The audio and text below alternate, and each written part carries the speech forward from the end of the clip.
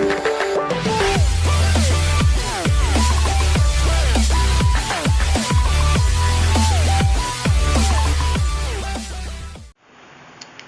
आज हम लोग कर रहे हैं तीसरा यूनिट ऑफ इलेक्ट्रोकेमिस्ट्री, तीसरा unit of 12th class.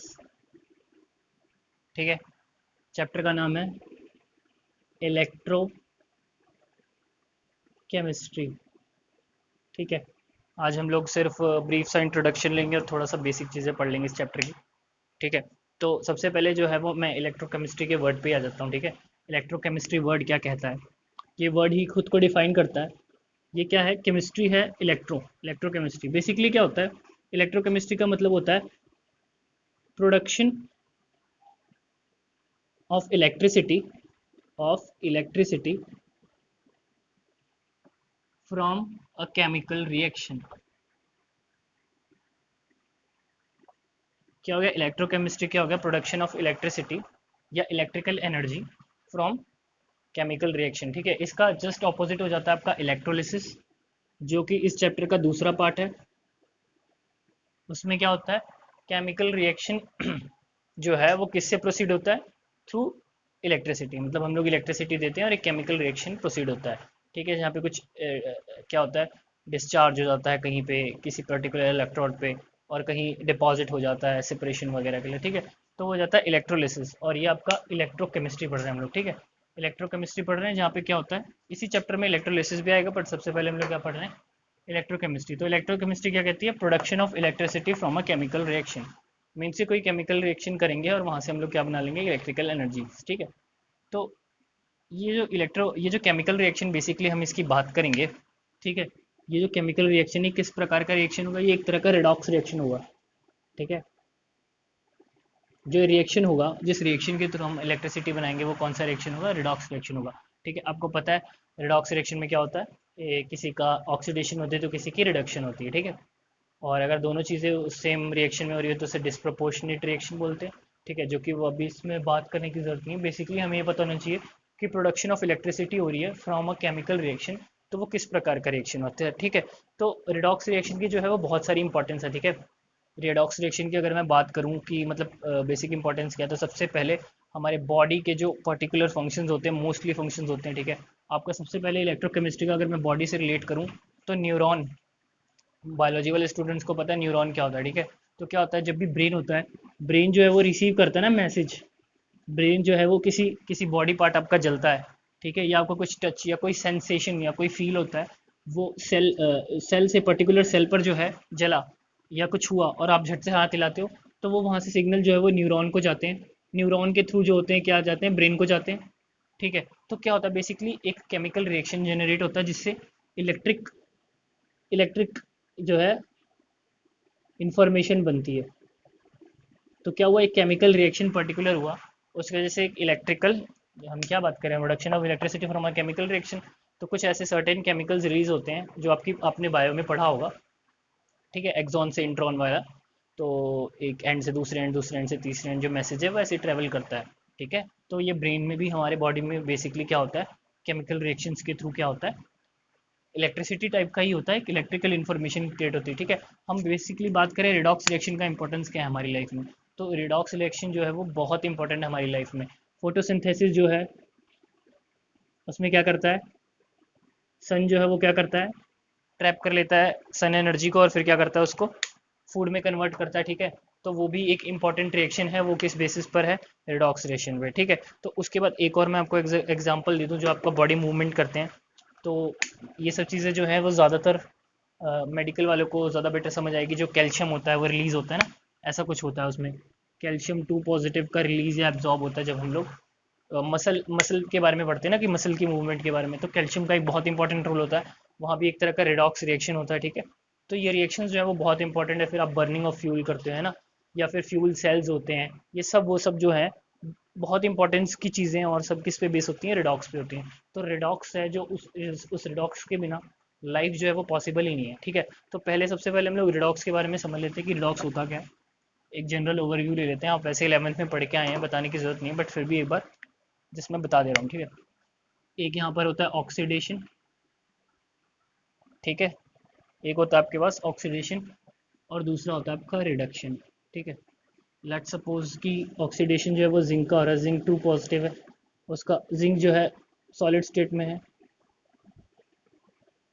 Let suppose oxidation की बात करें तो जिंक से जिंक 2 पॉजिटिव बनना प्लस 2 इलेक्ट्रॉन लेना। यहाँ जिंक क्या है, 0 के ऑक्सीडेशन स्टेट से +2 के ऑक्सीडेशन स्टेट में गया तो क्या हुआ, 0 से चार्ज जो है वो बढ़ गया, तो इसको क्या कहते हैं, इसकी क्या हो गई, ऑक्सीडेशन।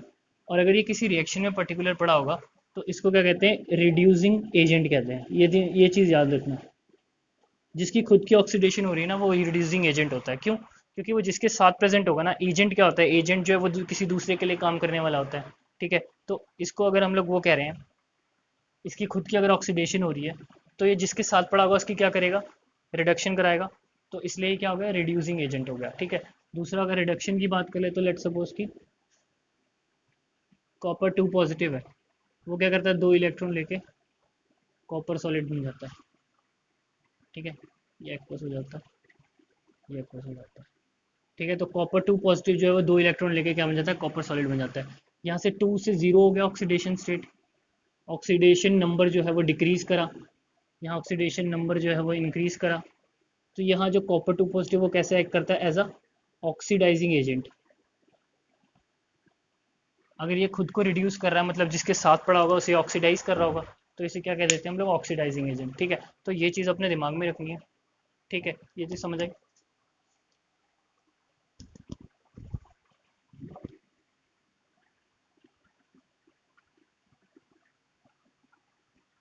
उसके बाद बेसिकली हम लोग किसकी बात करें, इलेक्ट्रिसिटी प्रोड्यूस करने की बात कर रहे हैं।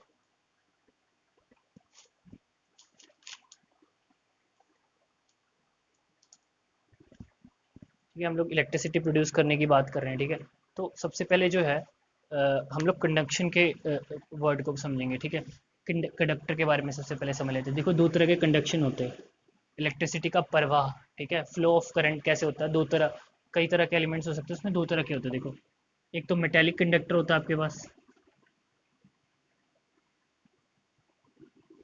दूसरा आपके पास इलेक्ट्रोलिटिक कंडक्शन होता है।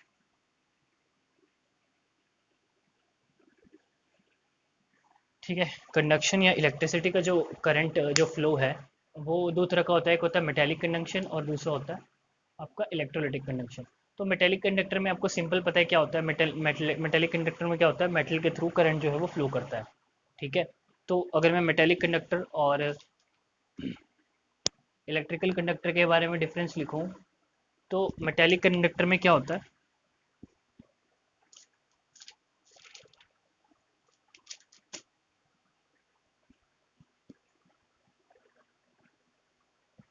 अगर मैं मेटेलिक कंडक्टर और इलेक्ट्रोलिटिक कंडक्शन के बारे में डिफरेंस लिखूं तो मेटेलिक कंडक्टर जो है वो किसके थ्रू होता है, कैरिड आउट थ्रू इलेक्ट्रॉन्स। जो मेटल में इलेक्ट्रिकल कंडक्शन होती है, किसी वायर में आप करंट पास करते हो तो वो किस तरह होती है, थ्रू इलेक्ट्रॉन्स होती है। ठीक है, दूसरा अगर मैं इलेक्ट्रोलिटिक कंडक्शन की बात करूं तो इलेक्ट्रोलिटिक कंडक्शन जो होती है वो होती है थ्रू आयंस। ठीक है, इसमें इलेक्ट्रोलिटिक अगर क्या है, इलेक्ट्रोलिटिक मतलब क्या है, इलेक्ट्रोलिटिक कंडक्शन क्या है, आप किसी सॉल्वेंट में इलेक्ट्रोलाइट मिला दो, है ना। इलेक्ट्रोलाइट क्या होता है, कोई सॉल्ट, कोई एसिड या कोई बेस, ये तीन चीज़ें क्या होती हैं, इलेक्ट्रोलाइट होती हैं। तो कोई इलेक्ट्रोलाइट अगर आप किसी वाटर में मिला लो, लेट सपोज, है ना, पोलर सॉल्वेंट में मिला दो, तो वो वहाँ पे डिसोसिएट होगी और उसके आयंस बनेंगे। और वो आयंस जब इलेक्ट्रिसिटी को कंडक्ट करेंगे तो उस कंडक्शन को बोलते हैं इलेक्ट्रोलिटिक कंडक्शन। तो क्या हो गया, मेटेलिक कंडक्टर जो आपके लोहे की प्लेट्स हो गई या कुछ मेटल हो गया, उसके थ्रू जो कंडक्शन होती है वो थ्रू इलेक्ट्रॉन होती है। और इलेक्ट्रोलिटिक कंडक्शन जो है वो किसके थ्रू होती है, थ्रू इलेक्ट्रॉन होती है। ठीक है, उसके बाद क्या होता है, इसमें अगर आप ले लो ना तो इसमें no change in physical properties of metal. इसमें क्या हो जाता है, इसमें फिजिकल प्रॉपर्टीज में कोई चेंज नहीं होता। जबकि दूसरी साइड अगर आप लोगे ना तो वहाँ क्या होता है, आपका इलेक्ट्रोलाइट जो है वो क्या होता है, सोल्यूशन में जाकर क्या हो जाता है, डिसोसिएट हो जाता है। ठीक है, समझ आई बात, जब इलेक्ट्रोलाइट होता है वो सोल्यूशन में जाता है और डिसोसिएट हो जाता है।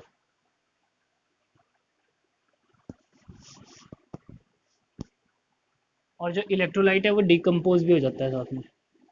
ठीक है, ये आप आगे जाके पढ़ोगे कि कैसे डिकम्पोज हो जाता है। ठीक है, इलेक्ट्रोलाइसिस भी पढ़ोगे ना, इलेक्ट्रोलाइसिस पढ़ोगे तो वहाँ पे भी क्या होगा, कोई चीज़ जो है वो आपकी किसी पर्टिकुलर कैथोड पे या एनोड पे जो है वो कहीं से डिस्चार्ज हो जाएगी और कहीं पे डिपॉजिट हो जाएगी। तो इलेक्ट्रिसिटी का जो प्रवाह है ना, जो फ्लो ऑफ इलेक्ट्रिसिटी है, वो किसके थ्रू है? Through decomposition of the electrolyte. तो वो क्या रहेगा, डिसोसिएट हो जाएगा और जो प्रॉपर्टी है, फिजिकल प्रॉपर्टीज, वो जो है वो चेंज हो जाएंगी उसकी, है ना, सॉलिड से वो आपका खत्म हो जाएगा। ठीक है, यही बात की जैसे आपका इलेक्ट्रोलाइट था वो सॉलिड सॉलिड सॉलिड फॉर्म में था और बाद में हमने इसको सॉल्यूशन में मिला दिया, तो वहाँ जाके वो डिकम्पोज हो गया ना, वो टूट गया, वो डिसोसिएट हो गया। तो उसकी फिजिकल प्रॉपर्टीज ऐसा सच तो रही नहीं, बट अगर आप मेटल की बात करते हो, मेटेलिक कंडक्टर की बात करते हो, तो वहाँ ऐसा तो नहीं होता कि आपका मेटल टूट जाता है। मेटल जो होता है वो आपका एज सच रहता है। ठीक है, मेटल जो रहेगा वो आपका ऐसा सच रहेगा, उसकी फिजिकल प्रॉपर्टीज में कोई चेंज नहीं आएगा। ठीक है, अब तीसरा और लास्ट इंपॉर्टेंट पॉइंट रहता है, थर्ड पॉइंट, मेटेलिक कंडक्टर में क्या होता है, मेटेलिक कंडक्शन जो होती है वो डिक्रीज करती है विद इंक्रीज इन टेम्परेचर, जबकि इलेक्ट्रोलिटिक कंडक्शन जो है वो, इलेक्ट्रोलिटिक कंडक्शन जो इंक्रीज करती है विद इंक्रीज इन टेम्परेचर। तो मेटेलिक कंडक्शन जो है वो डिक्रीज करती है विद इंक्रीज इन टेम्परेचर, और इलेक्ट्रोलिटिक कंडक्शन जो है वो टेम्परेचर के साथ इंक्रीज करती है। अब इसके बहुत इंपॉर्टेंट रीज़न है। देखो क्या होता है ना, वैसे मैं कहीं पूछा तो मुश्किल ही है ऐसा पूछे जाना, इसका बहुत इंपॉर्टेंट है, इसका पूछा जाता है, इसका नहीं पूछा जाता है। इसका मेटेलिक कंडक्टर का क्या केस होता है कि अब जब जो है वो आप उसको हीटअप करते हो, जैसे मेटल को हीटअप करते हो ना, तो कह रहा है कि उसकी कंडक्शन जो है, इलेक्ट्रिसिटी कंडक्ट करने की पावर जो है वो कम होती जाएगी। ठीक है, ऐसा क्यों होता है? बेसिकली क्या होता है, आप जब किसी चीज़ को हीटअप करते हो ना, तो उसका जो आपने शायद इलेक्ट्रॉन गैस सी मॉडल पढ़ा होगा छोटी क्लासों में, छोटी क्लासों में नहीं, 11th में। इलेक्ट्रॉन गैस सी मॉडल कुछ ऐसा होता है, आपका करनाल होता है पॉजिटिव और उसके आगे इलेक्ट्रॉन जो है वो रोटेट कर रहे होते हैं। ठीक है, करनाल क्या होता है, एक पॉजिटिव चार्ज का एक डेंस पॉजिटिव चार्ज होता है, जैसे सोडियम का होता है ना, सोडियम की अगर आपने शीट ले ली तो इसमें एक इलेक्ट्रॉन हर हर हर देखो, एक सोडियम की जो शीट लेते हो आप, उसमें सिर्फ एक सोडियम तो नहीं है, बहुत सारे सोडियम है, उसके बहुत सारे वैलेंस इलेक्ट्रॉन है, वो वैलेंस इलेक्ट्रॉन आर पार घूम रहे होते हैं और बीच में पॉजिटिव चार्ज पड़ा होता है। ठीक है, तो जब आप हीट करते हो ना किसी चीज़ को, तो आप उसकी एनर्जी बनाते हो, आप एनर्जी बढ़ाते हो तो उसकी काइनेटिक एनर्जी बढ़ा देते हो। इसकी वजह से क्या होता है ना, जो करनाल और इलेक्ट्रॉन का स्ट्रक्चर होता है ना, वो डिस्टॉर्ट हो जाता है बेसिकली। इसका एक्चुअल रीज़न ये होता है, वो स्ट्रक्चर डिस्टॉर्ट होने की वजह से इलेक्ट्रॉन की ओरिएंटेशन खराब हो जाती है, जिसकी वजह से जो है मेटेलिक कंडक्टर्स का जो है कंडक्टिविटी जो है वो कम हो जाती है विद इंक्रीजिंग टेम्परेचर। ठीक है, जबकि आप सोल्यूशन की बात करते हो ना, तो क्या होता है सोल्यूशन का जो है वो मैं अब पढ़ाएंगे हम। ठीक है, मैं बताऊंगा बेसिकली कि क्यों बढ़ता है। इसका एक अच्छा कॉज है जो कि पूछा जाएगा, क्योंकि हम लोग मेटल के बारे में आपको मैंने बता दिया, मैंने उसको लिखवाया नहीं, बट इलेक्ट्रोकेमिस्ट्री तो हम चैप्टर पढ़ रहे हैं ना, उसमें सारा इलेक्ट्रोलिटिक कंडक्शन है, तो उसका इन डेप्थ पूछे जाने के चांसेस रहते हैं। ठीक है, तो हम उसको इन डेप्थ पढ़ेंगे कि क्या क्या फैक्टर्स जो है वो इफेक्ट करते हैं। ठीक है, तो मैं इसको मिटा देता हूँ। तीन चीज़ें लिख दी, हम अभी बेसिकली बात करें इलेक्ट्रोलिटिक कंडक्शन का जो है वो आपका टेम्परेचर के इंक्रीज़ के साथ कैसे इंक्रीज़ करता है। ठीक है, तो इलेक्ट्रोलाइटिक कंडक्शन में बेसिकली हम लोग पढ़ क्या रहे हैं, किसी इलेक्ट्रोलाइट को, किसी सॉल्ट को, किसी एसिड या किसी बेस को हमने क्या किया, किसी सॉल्वेंट में मिला दिया। ठीक है, वहाँ पे वो जाके डिसोसिएट हो जाएगा या डिकम्पोज हो जाएगा। ठीक है, और वो इलेक्ट्रिसिटी को कंडक्ट करेगा, और कंडक्ट करने वाला पार्ट क्या है आपका, आयंस। मैंने कहा कि विद इंक्रीज इन टेम्परेचर जो इलेक्ट्रिक कंडक्शन जो है वो इंक्रीज़ करती है। तो देखो पहले तीन रीजंस होते हैं, उसके बारे में हम लोग पढ़ेंगे, पहले तीन चीज़ें पढ़ लेते हैं, फिर हम बताता हूँ कि किस क्यों इंक्रीज करती है। देखो सोल्यूट सोल्यूट इंटरेक्शन, देखो क्या होता है जब आपने किसी सॉल्ट को, लेट सपोज है ना, सॉल्ट ले लिया या इलेक्ट्रोलाइट ले लिया, उसको किसी सॉल्वेंट में मिलाया, है ना, तो देखो वो मिलने के बाद क्या है, अगर सोल्यूट सोल्यूट इंटरेक्शन ज़्यादा होती हैं, अगर सोल्यूट सोल्यूट इंटरेक्शन ज़्यादा होती हैं तो इलेक्ट्रिक कंडक्शन जो है वो डिक्रीज करेगी, क्योंकि जो आपका सोल्यूट है वो डिसोसिएट हुआ ही नहीं, वो पानी में मिला ही नहीं, है ना, तो आयंस की ऑपोजिशन आई नहीं, आयंस का फ्लो हुआ ही नहीं। मेन कंडक्ट करने वाला इलेक्ट्रिसिटी कौन सा पार्ट है, आपका आयन है, और अगर आयन बना ही नहीं सोल्यूशन में जाके, सोल्यूट सोल्यूट एक गुच्छे बन के साथ में रखे हुए हैं, तो इलेक्ट्रिसिटी कंडक्ट होने के चांसेस ही कम हो गए, है ना। तो इसकी वजह से क्या होता है, जब सोल्यूट सोल्यूट इंटरेक्शन अगर ज़्यादा है आफ्टर डिसोल्यूशन, तो क्या होगा, इलेक्ट्रिक कंडक्शन जो है वो डिक्रीज करेगी। दूसरी चीज़ आती है solvation of ion.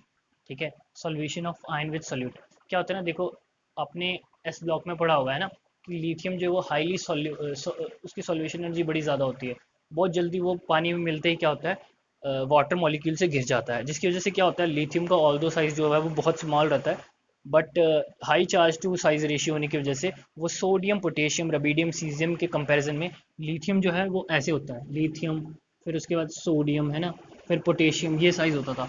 But high high solvation और हाई हाइड्रेशन की वजह से जब हम वाटर में एक्वस की बात करते हैं ना, लिथियम पॉजिटिव एक्वस की, तो लिथियम पॉजिटिव एक्वस का साइज ये होता है, सोडियम पॉजिटिव एक्वस का साइज ये होता है, पोटेशियम का जो है एक्वस का ये होता है। देख रहे हो साइज में डिफरेंस आ रहा है जब आपका आयन जो है वो सोल्यूशन फॉर्म में। तो क्या होता है, अगर आपका चार्ज टू साइज रेशियो ज़्यादा है तो आपका जो आयन है वो वाटर में जाके बहुत बड़ा हो जाएगा, जिसकी वजह से क्या है, हमें कंडक्शन पढ़नी है, और कंडक्शन तभी पॉसिबल है ना जब कोई चार्ज मूव कर सके। अगर आपका चार्ज इतना बड़ा हो गया, लिथियम इतना बड़ा हो गया, तो उसका मूवमेंट पॉसिबल है, उसका मूवमेंट हिंडर करेगा है ना इलेक्ट्रिसिटी के फ्लो को। तो जब साइज बढ़ गया, जब चार्ज टू साइज रेशियो ज़्यादा है और आपका साइज जो है वो वाटर में जाके बढ़ जा रहा है, मतलब सोल्यूट और सॉल्वेंट के बीच में इंटरेक्शन बहुत ही ज़्यादा है ना, तब जो है इलेक्ट्रिक कंडक्शन जो है वो आपकी तब उस केस में भी डिक्रीज करेगी। देखो सारा फंडा मूवमेंट ऑफ आइंस का ही है, इलेक्ट्रोलाइटिक कंडक्शन में सारा फंडा मूवमेंट ऑफ चार्ज का है। जितना अच्छा मूवमेंट ऑफ चार्ज होगा उतना अच्छा इलेक्ट्रोलाइटिक कंडक्शन होगी। ठीक है, उसके बाद आता है विस्कोसिटी। विस्कोसिटी क्या होता है, देखो बेसिकली जब आप ऐसे जनरल बात करते हो, नॉन लिक्विड फॉर्म में बात करते हो, तो वो फ्रिक्शन जो है वही जो है वो विस्कोसिटी बन जाती है लिक्विड। ठीक है, लिक्विड की एक लेयर दूसरे को क्या करेगी, ऐसे एक दूसरे के ऊपर बेंड होती है। लिक्विड्स को ना हम ऐसे कंसिडर करते हैं, ठीक है, वो एक दूसरे की ओर बेंड होती है और वो मूवमेंट करते वक्त एक दूसरे को पुल बैक करती हैं, ठीक है, ऑपोजिट मोशंस में। तो ये ऑपोजिशन होता है। तो अगर देखो विस्कोसिटी ऑफ सॉल्वेंट ज़्यादा है, अगर आप हिंदी में बात करो ना, विस्कोसिटी क्या होता है, गाढ़ापन कहते हैं उसको, कितना गाढ़ा है लिक्विड। ठीक है, तो विस्कोसिटी ऑफ सॉल्वेंट जो है अगर वो ज़्यादा है तो मतलब वो एक दूसरे को पुल बैक करेंगे, सॉल्वेंट सॉल्वेंट इजीली अवेलेबल नहीं होगा, है ना, for the solute to get dissociated. तो उस केस में भी इलेक्ट्रोलिटिक कंडक्शन जो है वो डिक्रीज करेगी। ठीक है, ये तीन कॉज तो हमने पढ़ लिए। पर मैं आपको बता क्या रहा था, मैं आपको बता रहा था कि इलेक्ट्रोलिटिक कंडक्शन जो है वो टेम्परेचर के साथ इंक्रीज करने के बाद कैसे इंक्रीज होती है। तो उसका सबका आंसर ये है कि जब भी हम टेम्परेचर इंक्रीज करते हैं तो हमें पता है काइनेटिक एनर्जी इंक्रीज करती है, और ये सारी तीनों की तीनों चीज़ें जिनके डोमिनेट होने की वजह से इलेक्ट्रोलाइटिक कंडक्शन कम हो रही थी, वो सारी क्या हो जाती हैं, कम हो जाती हैं। ठीक है, मतलब सोल्यूट सोल्यूट इंटरेक्शन कम हो जाएगा टेम्परेचर इंक्रीज करते ही। Solvation of ion with solvent जो है वो भी कम हो जाएगा। ठीक है, विस्कोसिटी ऑफ सॉल्वेंट भी कम हो जाएगा विद इंक्रीज इन टेम्परेचर। क्यों, क्योंकि हमको पता है कि लिक्विड एक ऐसी चीज़ है जो एक्सपेंड या कॉन्ट्रैक्ट कर सकती है विद टेम्परेचर वेरिएशन। ठीक है, तो ये चीज़ आपको समझ आई कि टेम्परेचर बढ़ाते ही काइनेटिक एनर्जी जो है वो इंक्रीज करेगी, और ये तीनों प्रॉपर्टीज़ जो है वो कम हो जाएंगी, जिसकी वजह से आपका इलेक्ट्रोलाइटिक कंडक्शन जो है वो इंक्रीज करेगा विद इंक्रीज इन टेम्परेचर। ठीक है, ये चीज़ समझ आई।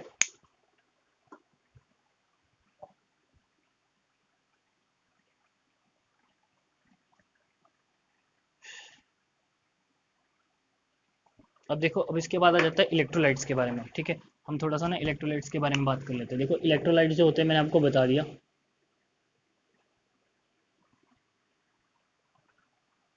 इलेक्ट्रोलाइट्स जो होते हैं वो बेसिकली क्या होते हैं, या तो सॉल्ट होता है, या एसिड होता है, या बेस होता है। कोई सॉल्ट हो गया, कोई एसिड हो गया, या कोई बेस हो गया। ठीक है, ये चीज़ समझ आई।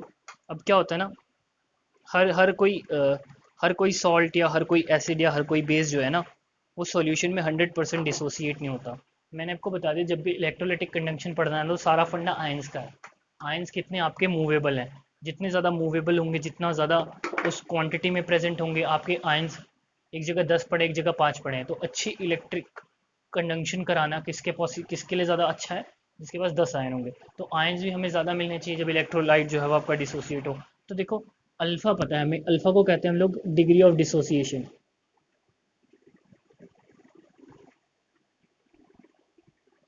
डिग्री ऑफ डिसोसिएशन क्या होता है, बेसिकली मैंने 100 आयंस मिलाए और उसमें से 10 जो है वो डिसॉल्व हो गए, बाकी 90 नहीं हुए, तो डिग्री ऑफ डिसोसिएशन क्या हो जाएगी, 0.1 हो जाएगी।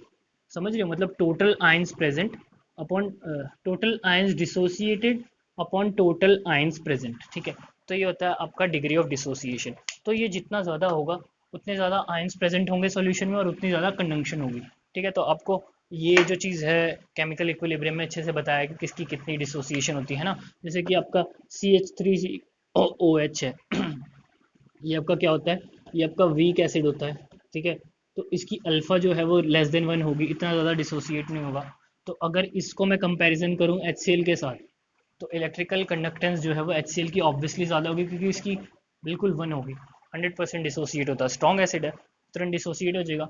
जबकि आपका CH3COOH एसिटिक एसिड जो है वो वीक एसिड है, तो पानी में मिलाते ही उसके आयंस मान लो HCl के 100 बन रहे हैं, तो CH3COH के में भी 20 बनेंगे, तो 100 आयन ज़्यादा अच्छी कंडक्शन इलेक्ट्रिसिटी की करेंगे, इसलिए ये ज़्यादा बेटर हो जाएगा। वैसे अगर मैं वीक बेस की बात कर लूँ, है ना, NH4OH, अमोनियम हाइड्रोक्साइड, ठीक है, तो ये वीक बेस है, इसका भी अल्फा जो है वो लेस देन 1 हो जाएगा। अगर वो इसको कंपैरिजन में ले लूँ सोडियम हाइड्रोक्साइड के साथ, तो इलेक्ट्रिक कंडक्शन अच्छी कौन करेगा, सोडियम हाइड्रोक्साइड कराएगा। ठीक है, तो ये चीज़ जो है वो यहाँ पे ध्यान में रखना। ठीक है, अब उसके बाद हम लोग इलेक्ट्रोलाइट छोड़ के आगे बढ़ते हैं। इलेक्ट्रोलाइटिक कंडक्शन को जो है हम लोग ओवरऑल देख लेते हैं कि वो किस किस चीज़ पे डिपेंड करता है। ठीक है, तो फैक्टर्स अफेक्टिंग,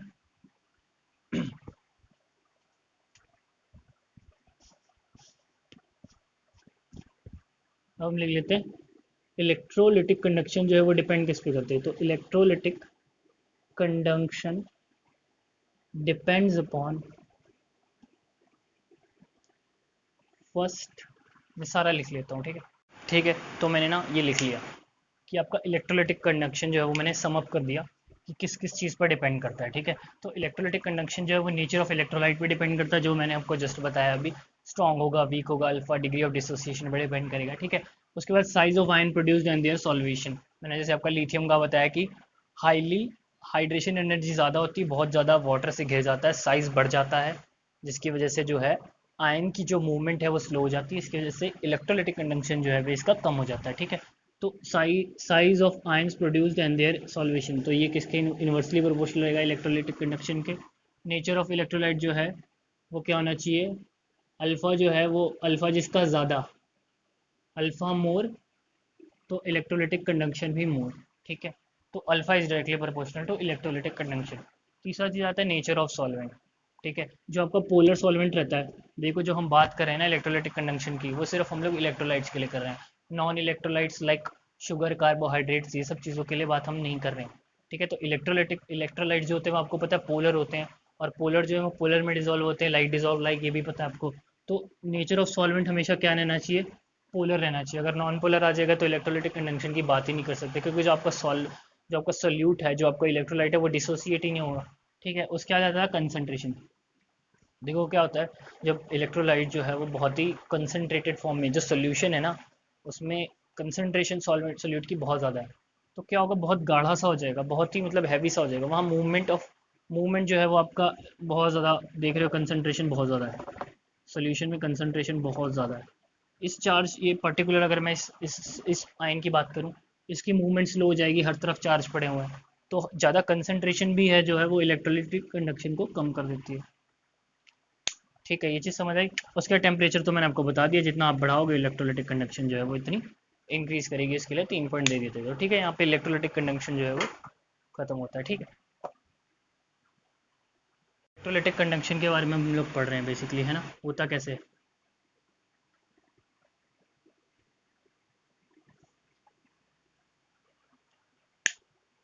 तो हम लोग क्या कर रहे हैं, हम इलेक्ट्रोलाइटिक कंडक्शन कर रहे हैं। ठीक है, इलेक्ट्रोलाइटिक कंडक्शन में बेसिकली इलेक्ट्रोलिसिस होता है, मतलब क्या होता है, हम इलेक्ट्रिसिटी पास करते हैं, उसकी वजह से क्या होता है, करंट का फ्लो होता है। ठीक है, तो इलेक्ट्रोलाइटिक कंडक्शन में बेसिकली क्या होता है, ये ऐसे बीकर है, यहाँ पर सॉल्यूशन पड़ा है, यहाँ पे आपके इलेक्ट्रोड्स डिप होते हैं। ठीक है, इलेक्ट्रोलाइटिक कंडक्शन में, और यहाँ जो है वोल्टेज अटैच की होती है। ठीक है, सूटेबल वोल्टेज अटैच की होगी, और यहाँ से जो क्या होता है, आइंस का फ्लो होता है। तो मैंने क्या कर दिया, मैंने इलेक्ट्रोलाइट को एक सॉल्वेंट में मिला दिया, लेट सपोज वाटर है ना, और उसमें मैंने इलेक्ट्रोड डिप कर दिया। ठीक है, इलेक्ट्रोड मैंने डिप कर दिया और इलेक्ट्रोलाइट डाल दिया और साथ में सॉल्वेंट डाल दिया हुआ। ठीक है, तो जब मैंने वोल्टेज अप्लाई किया इसके अक्रॉस कुछ, तो क्या होगा, आइंस की मूवमेंट होगी, जो आइंस डिसोसिएट हुए हैं, और क्या होगा, इलेक्ट्रिसिटी का फ्लो होगा। तो इसमें क्या होता है basically, when voltage is applied and when voltage is applied around the electrode which are dipped in electrolytic solution the current flows.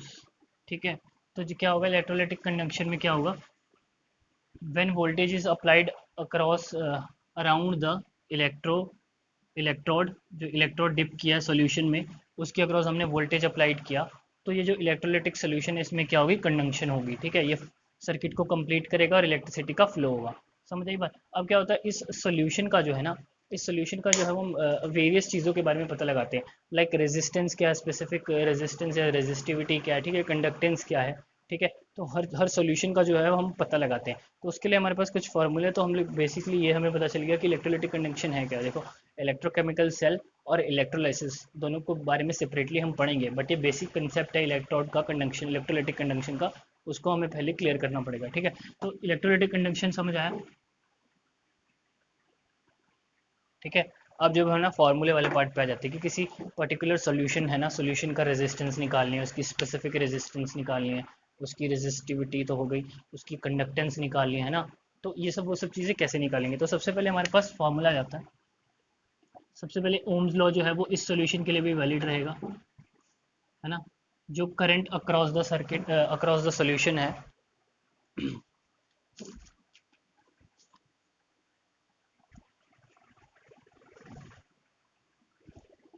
Across the solution वो किसके डायरेक्टली प्रोपोर्शनल होगा, पोटेंशियल डिफरेंस के, है ना। ये आई क्या आ जाएगा, वी बाय आर। ठीक है, तो आर क्या आ जाएगा आपके पास, रेजिस्टेंस वी बाय आई, है ना। तो आर बेसिकली होता क्या है, R is what, that is which inhibits या resist the flow of current. ठीक है, विच इनहिबिट्स या resist the flow of current, उसको हम लोग क्या कह देते हैं, रेजिस्टेंस कह देते हैं। ठीक है, तो रेजिस्टेंस बेसिकली आगे हम अगर पढ़ते हैं रेजिस्टेंस के बारे में, तो रेजिस्टेंस का फॉर्मूला क्या जाता है हमारे पास, देखो आर हो जाता है आपका रो एल बाय ए। ठीक है, यहाँ पे रो जो है वो इसको क्या कहते हैं हम, स्पेसिफिक रेजिस्टेंस या रेजिस्टिविटी। ठीक है, ये हो क्या होगा, स्पेसिफिक रेजिस्टेंस या रेजिस्टिविटी। आर के जो यूनिट हो जाते हैं वो क्या होते हैं, ओम। ठीक है, बाकी आप दूसरा यूनिट कहाँ से निकाल सकते हो, वी बाय आई से। ठीक है, यहाँ पे पोटेंशियल डिफरेंस है, पोटेंशियल डिफरेंस क्या होता है, work done per unit charge. I जो है वो करंट होता है, ये क्या होता है, चार्ज पर यूनिट टाइम। तो यहाँ से आप रेजिस्टेंस की दूसरी यूनिट्स भी अपने आप निकाल सकते हो। तो यहाँ पे रेजिस्टेंस हो गया। ठीक है, दूसरा आपके पास आ जाता है स्पेसिफिक रेजिस्टेंस या रेजिस्टिविटी। वो क्या होता है, rho is equal to R A by L. ये आपका हो गया स्पेसिफिक रेजिस्टेंस या रेजिस्टिविटी। ठीक है, समझ आइए। और इसके यूनिट क्या हो जाएंगे, ओम, सेंटीमीटर। ठीक है, ये चीज़ समझ आई, स्पेसिफिक रेजिस्टेंस या रेजिस्टिविटी भी हो गई। तीसरा आपका आ जाता है, जल्दी जल्दी से ये सब चीज़ें क्लियर कर लेनी है क्योंकि ये सब फॉर्मूलाज में काम आते हैं। तीसरा आपका जाता है कंडक्टेंस। कंडक्टेंस क्या होता है, जी से रिप्रेजेंट करते हैं, होता है 1/r। अब आप देख रहे हो कि ये आर के इन्वर्सली प्रोपोर्शनल है, मतलब जी क्या हो गया, जी इज कंडक्टेंस, और कंडक्टेंस का मतलब क्या होगा, ease with which current can flow। मतलब आर की इन्वर्सली प्रोपोर्शनल है, मतलब कोई ऐसी चीज जो रेजिस्टेंस के ऑपोजिट हो। रेजिस्टेंस क्या है, जो किसी करंट को अपोज करती है, तो जी क्या हो जाएगा, ईज मतलब आसानी किसी करंट के फ्लो करने की इन सोल्यूशन। ठीक है, तो इलेक्ट्रोलाइटिक सोल्यूशन जी हो गया ये। अब ये 1/, और तो इसकी यूनिट हो जाती है रो इनवर्स, या एक और चीज़ आ जाती है ओम इनवर्स, सॉरी, या एक और चीज़ आ जाती है इसकी यूनिट्स 1/ओम। जहाँ भी आएगा उसमें हम साइमन लिख सकते हैं उसको, या सिंपल एस, सिंपल ये एस। ठीक है, तो ये इसकी यूनिट हो सकती है या ये हो सकती है। ठीक है, ये चीज़ समझ आई। उसके बाद आ जाता है फोर्थ, कंडक्टिविटी। कंडक्टिविटी आपकी होती है 1/r, सॉरी, कंडक्टिविटी जो होती है वो आपकी होती है 1/रो। ठीक है, तो कंडक्टिविटी का भी एक अपना बहुत इंपॉर्टेंट रोल है, कंडक्टेंस का भी अपना बहुत ही रोल है। इंपॉर्टेंट, वो हम लोग पढ़ेंगे। बट कंडक्टिविटी क्या होगी आपके पास, 1/ρ होगी, ठीक है। तो ये भी देखो, ये स्पेसिफिक रेजिस्टेंस या रेजिस्टिविटी है, तो के भी क्या हो गया, बेसिकली एक वही चीज़ हो गई जो ease of flow of current हो, ठीक है। तो अगर आप इस के की भी यूनिट निकालते हो तो देखो जो कि क्या होता है, R is equal to rho L by A था, है ना। यहाँ पे रो की अगर आप यूनिट निकालो तो क्या आएगी, R A by L, rho centimetre. तो यहाँ क्या हो गया, रो इनवर्स सेंटीमीटर इनवर्स, जिसे आप साइमन सेंटीमीटर इनवर्स भी लिख सकते हो, ठीक है। तो के की यूनिट्स ये हो गए, ठीक है। लास्ट चीज़ आपकी आ जाती है सेल कांस्टेंट, ठीक है। तो ये देखो, सेल कांस्टेंट क्या होता है, ये ना हर चीज़ के लिए कांस्टेंट रहता है, ये होती है वैल्यू एल बाई ए। तो R is equal to rho L by A है, तो आपको ये इंटू सेल कांस्टेंट लिख सकते हो, ठीक है। आर क्या हो गया, रो इंटू सेल कांस्टेंट, ठीक है। इसको आप किससे रिप्रेजेंट कर सकते हो, जी स्टार से भी रिप्रेजेंट कर सकते हो, ठीक है। तो अगर मैं इसको थोड़ा कन्वर्ट करूँ, 1/r ले आऊँ और इधर 1/r इंटू सेल कांस्टेंट लिख दूँ, तो ये क्या हो जाएगा, conductivity is equal to conductance into cell constant, ठीक है। तो ये आपके पास क्या आ गया, एक रिलेशन आ गया, ठीक है। ये सब छोटी छोटी चीज़ें जो है वो दिमाग में रखनी है, ठीक है। इसके बाद आपके पास आ जाता है मोलर कंडक्टेंस, ठीक है, कि मोलर कंडक्टेंस क्या होता है। तो मोलर कंडक्टेंस बेसिकली क्या होता है, बहुत इंपॉर्टेंट डेफिनेशन है, डेफिनेशन दिमाग में रखना, उससे चीज़ें जो है कन्वर्ट होंगी। मोलर कंडक्टेंस या कंडक्टिविटी, कई जगह इसको मोलर कंडक्टेंस या मोलर कंडक्टिविटी लिखा हुआ, ठीक है। तो मोलर कंडक्टेंस या कंडक्टिविटी क्या होती है, power of flow of electricity, या इलेक्ट्रिसिटी नहीं कह के करंट कह देंगे, power of flow of current through one mole one mole of electrolyte solution is called molar concentration या मोलर कंडक्टिविटी, ठीक है। और इसका फॉर्मूला जो होता है हमारे पास आता है, वो आता है के अपॉन सी, जहाँ पे सी जो है वो आपकी कॉन्सेंट्रेशन रहती है। आप इस फॉर्मूले को के इंटू 1000 अपॉन सी भी लिख सकते हो, ठीक है। तो आप यहाँ से मोलर कंडक्टेंस के जो है वो खुद यूनिट्स निकालने में सक्षम हो, आपको यूनिट्स निकाल सकते हो, ठीक है। फिर भी इनकेस अगर आप पूछना चाहते हो, देखो एक चीज़ अपने दिमाग में रखना, 1 सेंटीमीटर क्यूब जो है वो 1 मिलीलीटर के इक्वल होती है, ठीक है। वहाँ से आप मीटर का रिलेशन निकाल सकते हो। 10 रेज़ टू पावर अगर आप मैं कन्वर्ट करूँ लीटर में, ये देखो 10 रेज़ टू पावर -3 लीटर है ना, ये 10 raise to power -2 metre cube, तो ये क्या हो जाएगा, 10 raise to power -6 metre cube, 10 raise to power -3 litre, तो 1 लीटर क्या हो जाएगा, 1 litre is equal to 10 raise to power -3 m cube. समझ आई बात। तो अगर मैं इसके यूनिट्स निकाल रहा हूँ तो कंडक्टिविटी क्या होती है, 1/ρ, ठीक है। और रो की क्या थी, R is equal to rho L by A, R A by L, rho ohm centimetre, है ना। बट इधर क्या हो जाएंगे, के की यूनिट्स क्या हो जाएंगे, ओम इनवर्स सेंटीमीटर इनवर्स या साइमन सेंटीमीटर इनवर्स। तो अगर आप इसके लिख देते हो साइमन सेंटीमीटर इनवर्स, नीचे क्या आएगा, मोल पर लीटर, मोल पर लीटर, है ना। आप पर लीटर की जगह क्या लिख सकते हो, siemens centimetre inverse mole metre -3। और अगर इसको आप ऊपर वाले को भी मीटर में लिख लेते हो, लेट सपोज अगर मैं मीटर इनवर्स लिख लिया ऊपर, है ना, तो मैंने भी ऊपर भी मीटर में ले लिया, नीचे भी मीटर में ले लिया, तो ये क्या आ जाएगा unit final, S mole inverse metre square, ठीक है। तो मोलर कंडक्टेंस के जो है ये आपके पास यूनिट्स आ जाएंगे, ठीक है। उसके बाद जो है, अगर मैं बात कर लूँ मोलर कंडक्टेंस को और बदल बदल के कैसे लिख सकते हैं, ठीक है। तो यहाँ जो पहले तो मैं बात करता हूँ, देखो एरिया और लेंथ की, हमने एरिया और लेंथ की बात करी ना, जैसे होता है ना, आपका जो ये है, लेट सपोज इस सॉल्यूशन में आपने डिप किया है, दो इलेक्ट्रोड डिप कर दिया, ये देखो ये प्लेट्स जो है वो इलेक्ट्रोड की डिप कर दी सॉल्यूशन में, ठीक है। इसका एरिया मान लो है 1 सेंटीमीटर स्क्वायर, इसका भी है 1 सेंटीमीटर स्क्वायर, बीच में जो लेंथ है इनके वो है 1 सेंटीमीटर, ठीक है। तो इस पूरे का वॉल्यूम जो है वो क्या आ जाएगा, 1 सेंटीमीटर क्यूब, है ना। एरिया क्या आ गया 1 सेंटीमीटर स्क्वायर प्लेट का, और बीच में लेंथ कितनी है 1 सेंटीमीटर की। ठीक है, तो अगर आप ये निकालो 1 ग्राम मोल, 1 ग्राम मोल को जो है वर्ड को दिमाग में रखना, 1 ग्राम मोल आ जाता है आपका मोलर मास के ही इक्वल। तो आप मोलर मास के ही इक्वल आता है, ठीक है। तो इसको आप कहीं अगर कंसंट्रेशन में अप्लाई कर रहे हो ना, तो आप वहाँ पे कंसंट्रेशन को 1 मान के चल सकते हो, बशर्ते वहाँ पे कंसंट्रेशन 1 जो है वो तभी आएगी जब वॉल्यूम इन लीटर हो, क्योंकि ये क्या रहेगा, number of moles of solute है ना, वो 1 लेके चलना है आपने जब भी 1 ग्राम मोल ऑफ इलेक्ट्रोलाइट बोला हो।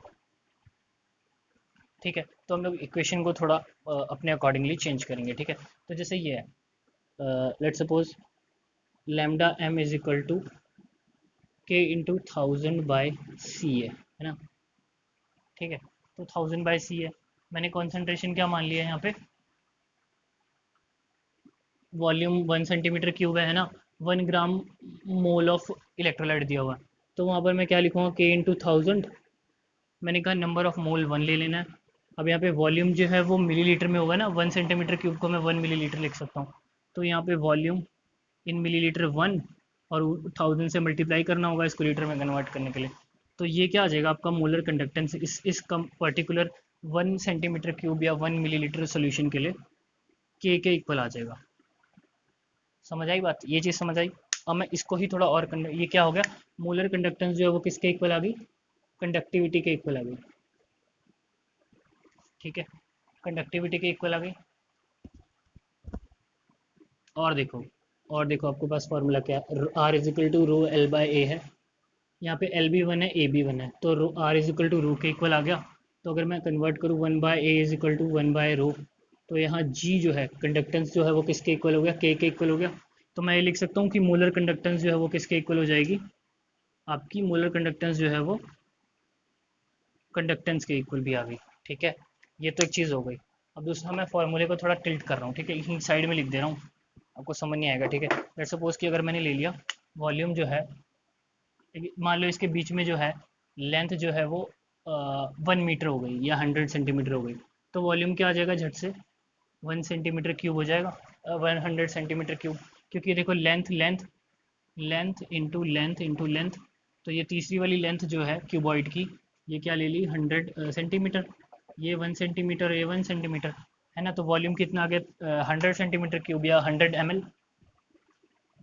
तो उसी फार्मूले अगर मैं 1 ग्राम मोल ऑफ इलेक्ट्रोलाइट लूँ, मतलब 1 मोल ऑफ इलेक्ट्रोलाइट लूँ, तो is equal to K into 1000/1, 100 into 1000। तो आप इसको करते हो तो ये कटा ये कटा, तो ये देख रहे हो क्या रिलेशन आ रहा है, के इंटू 100 आ गया, मतलब आपने 100 ml लिया तो यहाँ क्या हो गया 100 आ गया।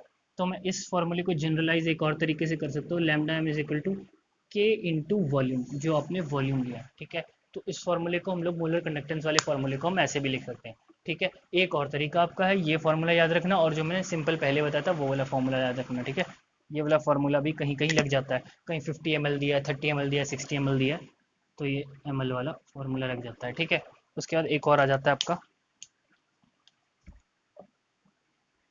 एक और अगर आ जाता है आपका, लेट सपोज कि किसी सॉल्यूशन में m moles of electrolyte, m moles of electrolyte है किसी सॉल्यूशन में, है ना, और वो सॉल्यूशन कितना है 1000 सेंटीमीटर क्यूब का सॉल्यूशन है, मतलब 1 लीटर का सॉल्यूशन है, उसमें m मोल ऑफ इलेक्ट्रोलाइट है। बट हमें मोलर कंडक्टिविटी के फॉर्मूले के अकॉर्डिंग पता है कि 1 मोल ऑफ इलेक्ट्रोलाइट की बात करनी है हमने, 1 मोल ऑफ इलेक्ट्रोलाइट क्या क्या जो है वो कंडक्टिविटी पैदा कर पाता है। तो अगर मैं unity 1 mole of electrolytic conductor की बात करूँ, तो ये क्या आ जाएगा, ये इतने सोल्यूशन के लिए आएगा। ठीक है, तो इतने इतने ml सोल्यूशन के लिए हमारे पास जो फॉर्मूला हमने निकाला है वो क्या निकाला है, lambda M is equal to K into V, तो के इंटू 1000/m, ये एक और फॉर्मूला आपके पास मोलर कंडक्टेंस का आ गया। तो ये सारे फॉर्मूले घुमा घुमा के आ जाते हैं, मैंने बता दिया कि कैसे निकालना। देखो वॉल्यूम इन मिलीलीटर है ना, उसको यहीं पुट कर दिया, समझ रहे हो, 1 मोल के लिए आ गया वो चीज़। तो ये फॉर्मूले जो है वो घुमा घुमा के आ जाते हैं, इसको भी दिमाग में रखना है। ठीक है,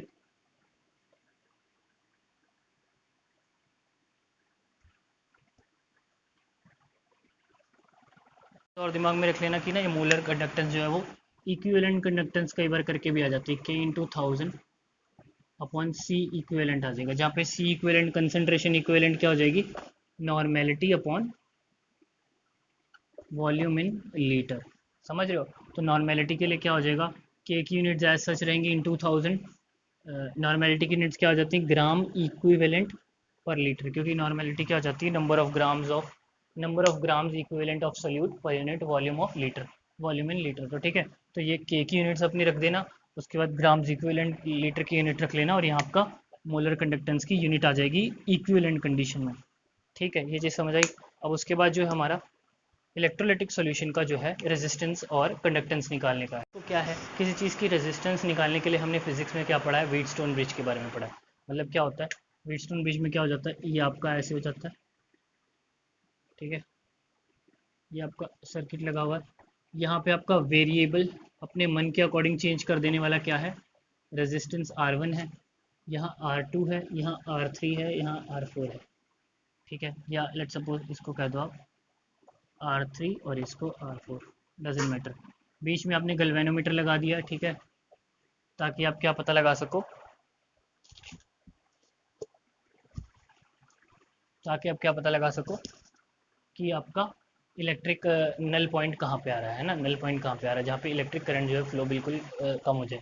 तो व्हीटस्टोन ब्रिज का हमें फॉर्मूला पता है, R1/R2 is equal to R3/R4, जिसमें R1 जो है, R2 जो है वो हमारे पास अननोन रहेगा, R1 को हम अपनी ज़रूरत के अकॉर्डिंग वेरी कर सकते हैं, और R3 और R4 जो होते हैं वो क्या हो जाते हैं, आपके फिक्स रेजिस्टेंस होते हैं। ठीक है, तो ये चीज़ समझ आइए, R3 और R4 आपको पता है, R2 आपको निकालना है, और R1 जो है वो आपका वेरिएबल है, ये आपका व्हीटस्टोन ब्रिज होता है। ठीक है, तो क्या होता है, ये तो आपको पता है। ठीक है, अब इसके अकॉर्डिंग क्या करना है हमें ना, इलेक्ट्रोलाइटिक सोल्यूशन के बारे में हमने पढ़ा ना, अलग अलग फॉर्मूले पढ़े कि कहीं से कंडक्शन निकालनी है, कहीं से रेजिस्टेंस निकालना है, कहीं से कुछ निकालना है। ठीक है, तो वो सब निकलता कैसे है, देखो इलेक्ट्रोलाइटिक सोल्यूशन का जो है वो हम लोग रेजिस्टेंस निकालेंगे थ्रू व्हीटस्टोन ब्रिज। अब मैं आपको बताता हूँ कि वो कैसे होगा। ठीक है, देखो जब हम लोग व्हीटस्टोन ब्रिज पढ़ेंगे ना, तो हमें व्हीटस्टोन ब्रिज लगाने वक्त ना एक सेल लगाना होता है एक्सटर्नली। ठीक है, तो मैं कुछ पहले प्री पॉइंट्स बता देता हूँ, जब हम लोग किसी सोल्यूशन का, किसी सोल्यूशन इलेक्ट्रोलाइटिक सोल्यूशन का जो है वो रेजिस्टेंस निकालते, तो उससे पहले हमें क्या क्या प्री कंडीशन या ध्यान देना पड़ता है एक्सपेरिमेंट में। ठीक है, सबसे पहले रहता है आपका कि ना आपको डीसी करंट नहीं आप अप्लाई कर सकते हो। जैसे अपने व्हीटस्टोन ब्रिज का भी पढ़ेंगे ना, कि ऐसे अटैच है ना, वहाँ आपका करंट डीसी, जहाँ पे जॉकी को आप मूव करते हो है ना, एक नल पॉइंट वहाँ पे क्रिएट करते हो, और वहाँ से जो है आप रेजिस्टेंस कैलकुलेट कर लेते हो। तो उस केस में जो आपका ये रहेगा, ये डीसी नहीं रह सकता, डायरेक्ट करंट नहीं रहेगा, कोई सेल नहीं लगाएंगे, बैटरी नहीं लगाएंगे। यहाँ जो सोर्स ऑफ करंट रहेगा वो रहेगा आपका अल्टरनेटिंग करंट। क्यों रहेगा, क्योंकि क्या होता है ना, जो आपको डायरेक्ट करंट होता है ना, डीसी करंट, वो क्या करता है, सॉल्वेंट का ना इलेक्ट्रोलिसिस कर देता है, सोल्यूशन का बेसिकली। तो सॉल्यूशन का इलेक्ट्रोलिसिस होने की वजह से क्या होता है, इलेक्ट्रोड के पास कंसंट्रेशन जो होती है सोल्यूट की, वो बढ़ जाती है। ठीक है, तो क्या किया मैंने, क्या बोला, डायरेक्ट करंट जो है वो क्या करेगा, सोल्यूशन जो है पड़ा हुआ उसकी फर्दर इलेक्ट्रोलिसिस कर देगा, जिसकी वजह से क्या होगा, इलेक्ट्रोड हम डिप करेंगे, उस इलेक्ट्रोड के अराउंड जो है वो कंसंट्रेशन जो है वो चेंज कर जाएगी, किसकी, इलेक्ट्रोलाइट की, जिसकी वजह से रेजिस्टेंस की रीडिंग जो है वो हमारे पास गलत आती है। उस इफेक्ट को हम लोग बोलते हैं पोलराइजेशन इफेक्ट। उस इफेक्ट को हम बोलते हैं पोलराइजेशन इफेक्ट, जिसमें क्या होता है, डायरेक्ट करंट अप्लाई करने की वजह से व्हीटस्टोन ब्रिज में इलेक्ट्रोलिसिस ऑफ क्या हो जाता है, सोल्यूशन का इलेक्ट्रोलिसिस हो जाता है, जिसकी वजह से रीडिंग जो है रेजिस्टेंस की गलत आती है। और रेजिस्टेंस रीडिंग की गलत क्यों आती है, क्योंकि इलेक्ट्रोड के पास जो है वो सोल्यूट का कंसंट्रेशन या इलेक्ट्रोलाइट का कंसंट्रेशन जो है वो चेंज हो जाता है या बदल जाता है। ठीक है, तो कोई भी चीज़ बदल जाएगी किसी के इफेक्ट में, तो उसकी वजह से क्या होगा, रीडिंग गलत हो गई, रीडिंग गलत हो गई तो डायरेक्ट करंट का हमने सोल्यूशन क्या निकाल लिया, हमने अल्टरनेट करंट लगाना शुरू कर दिया वहाँ पे। ठीक है, अल्टरनेट करंट लगाना शुरू कर दिया। दूसरा चीज़ जो है, जब आप क्या होता है किसी मेटल या किसी आयरन या मेटेलिक बॉडी का जो है वो रेजिस्टेंस निकालते हो ना, तो आप उस मेटेलिक बॉडी को सीधा ब्रिज से अटैच कर देते हो। अभी मैं बताऊंगा ब्रिज होता क्या है। तो ब्रिज से आप डायरेक्टली अटैच कर देते हो और व्हीटस्टोन ब्रिज का फॉर्मूला निकाल लेते हो। बट आपका अगर आप अभी सोल्यूशन का रेजिस्टेंस निकाल रहे हो, है ना, अभी हम क्या निकाल रहे हैं, सोल्यूशन का रेजिस्टेंस निकाल रहे हैं, तो किसी सोल्यूशन को डायरेक्ट किसी ब्रिज से अटैच नहीं ना कर सकते, तो उसके लिए हमारे पास ना कंडक्टिविटी सेल होते हैं, कंडक्टिविटी सेल होते हैं। जैसे देखो ये है, दो कंडक्टिविटी सेल होंगे, है ना, उस कंडक्टिविटी सेल में क्या होगा, प्लेटिनम से बने होंगे वो, इलेक्ट्रोड होंगे, दो दो इलेक्ट्रोड होंगे उसमें, जो किससे बने होंगे, प्लेटिनम, और वो कोटेड किससे होंगे, ब्लैक प्लेटिनम से, ब्लैक प्लेटिनम से कोटेड होंगे और बने किससे होंगे वो इलेक्ट्रोड, प्लेटिनम से बने होंगे।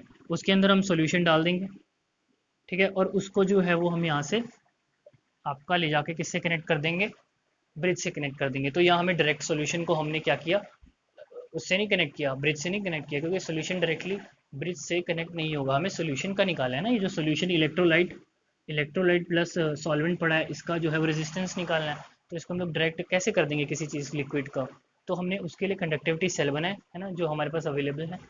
इलेक्ट्रोड जो है वो प्लेटिनम से बनाता है और ब्लैक प्लेटिनम से हम कोटेड कर देते हैं, तो ये जाके ब्रिज से अटैच हो जाएगा, ठीक है, ये चीज़ समझ आई। उसके बाद क्या होता है ना, जब क्या होता है, अब आपने अगर व्हीटस्टोन ब्रिज के बारे में थोड़ा बहुत आपको पता होगा ना, तो वहाँ हम लोग नल पॉइंट निकालते हैं। नल पॉइंट जैसे जॉकी को है, जैसे ऐसे होता है ना, एक एरिया होता है, यहाँ पे जॉकी को मूव करते हैं, ऐसे ऐसे मूव करते हैं, जहाँ नल पॉइंट आता है वहाँ पे गैल्वेनोमीटर की रीडिंग जो है वो जीरो हो जाती है, मतलब करंट की रीडिंग जो है वो जीरो हो जाती है, उस पॉइंट पे जो हम रेजिस्टेंस काउंट करते हैं, ठीक है।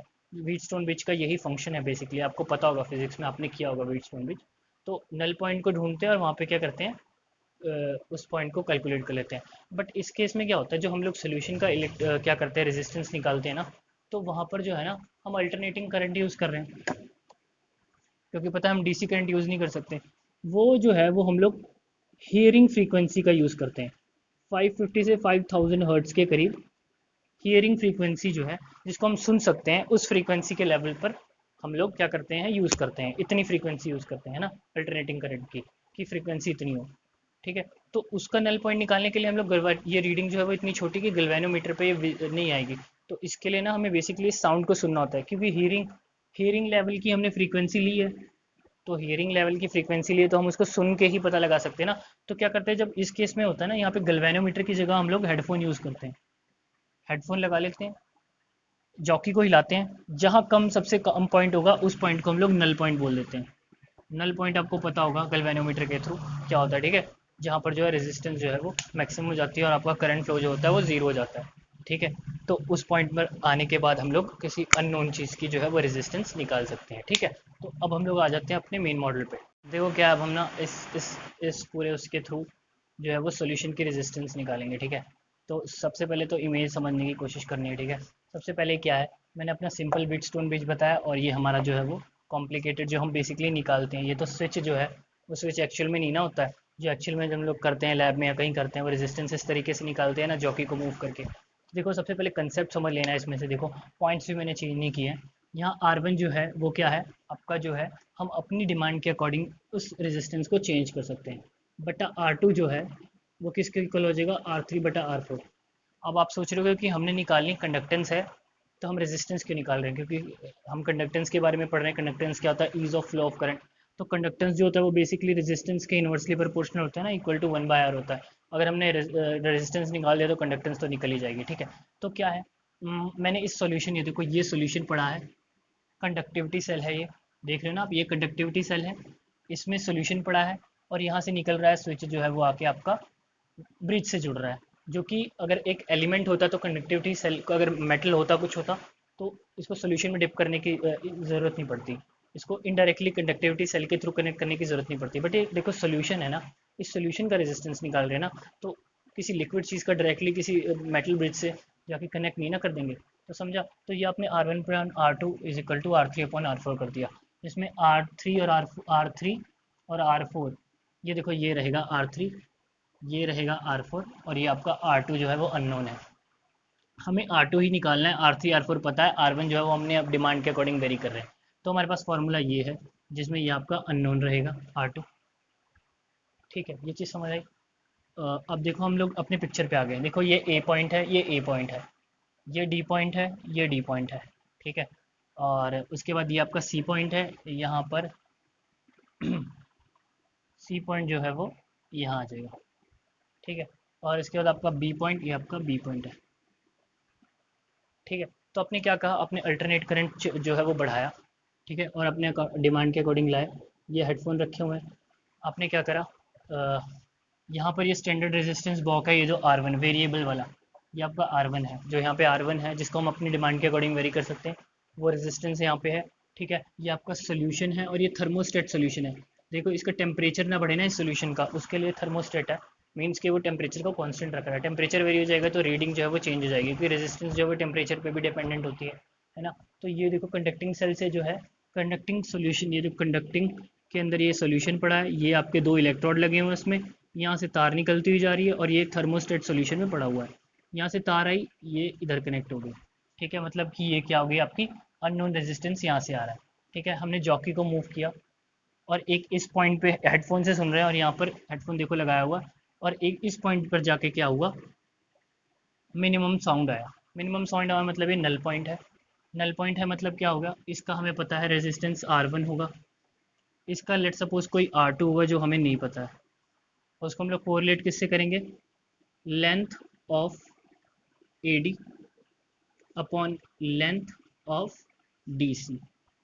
वो ये दोनों लेंथ क्या दे देंगी हमें, रेजिस्टेंस दे देंगी इतनी और इतनी, और यही नल पॉइंट है आपका। तो यहाँ से जो है वो आपका R1 इंटू R2, तो यहाँ से आपका R2 जो है वो निकल आएगा क्या, R1 into length of DC upon length of AB, AD sorry AD।